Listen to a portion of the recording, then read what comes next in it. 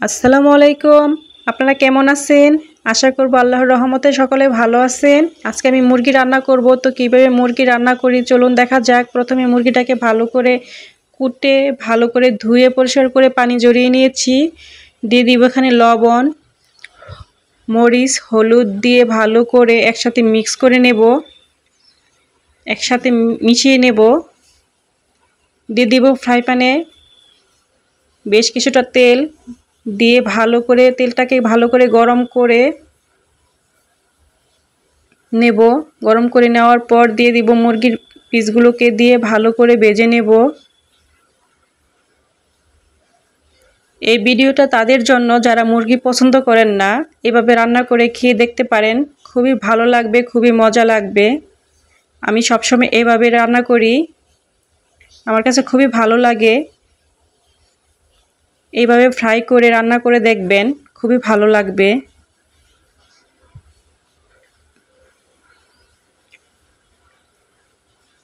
ভালো করে উল্টিয়ে পাল্টিয়ে লাল করে ভেজে নেব।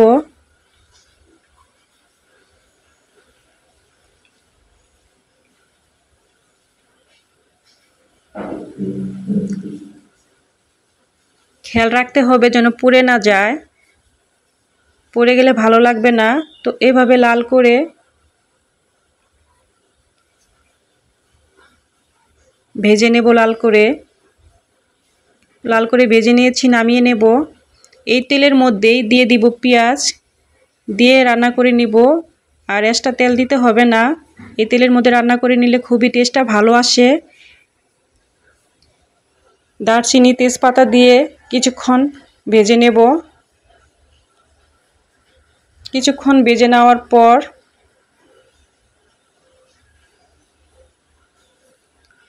আদা, রসুন, পেঁয়াজের পেস্ট দিয়ে দেব।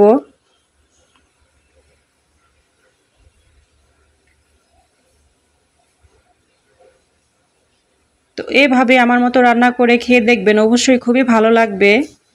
দিয়ে মশলাগুলোকে কিছুক্ষণ ভেজে নেব। ভালো করে কিছুক্ষণ ভেজে নেওয়ার পর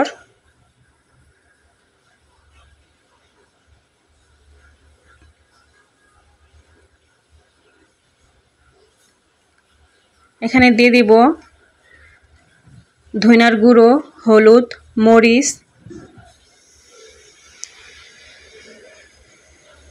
গরম মশলার গুঁড়ো,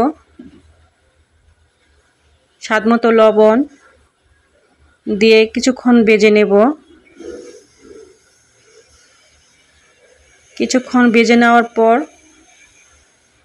দিয়ে দিব কিছুটা পানি, দিয়ে ভালো করে নেড়েচেড়ে কষিয়ে নেব।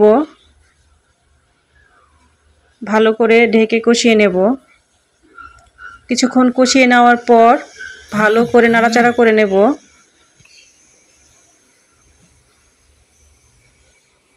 যতটা কষানো যাবে সময় নিয়ে ততটাই মজা হবে। ভেজে রাখা মুরগির পিসগুলোকে দিয়ে দিব, দিয়ে ভালো করে কষিয়ে নেব।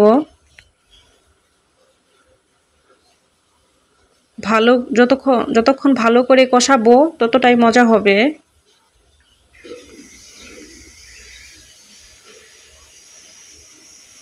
ঢেকে কিছুটা কাঁচামরিচ দিয়ে ঢেকে রেখে দেব। কিছুক্ষণ পর আবার ভালো করে নাড়াচাড়া করে কষিয়ে নেব।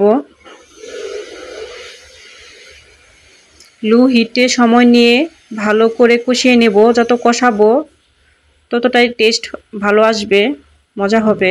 আবারও কিছুক্ষণ কষিয়ে নেব ঢেকে। কিছুক্ষণ পর আবারও ভালো করে নাড়াচাড়া করে কষিয়ে নেওয়ার পর দিয়ে দিব পরিমাণ মতো পানি, দিয়ে একদম ভালো করে বলক আসার পর ভালো করে নাড়াচাড়া করে ঢেকে রান্না করে নেব। কলিজাটা দিয়ে দিব। কলিজাটা আগে দেওয়া যাবে না, এখন ঢেকে রান্না করে নেব। ভালো করে বলক আসার পর চলে আসলাম। এখন দিয়ে দিব কিছুটা ভাজা জিরার গুঁড়ো দিয়ে ভালো করে শুকনো শুকনো করে রান্না করে নামিয়ে নেব।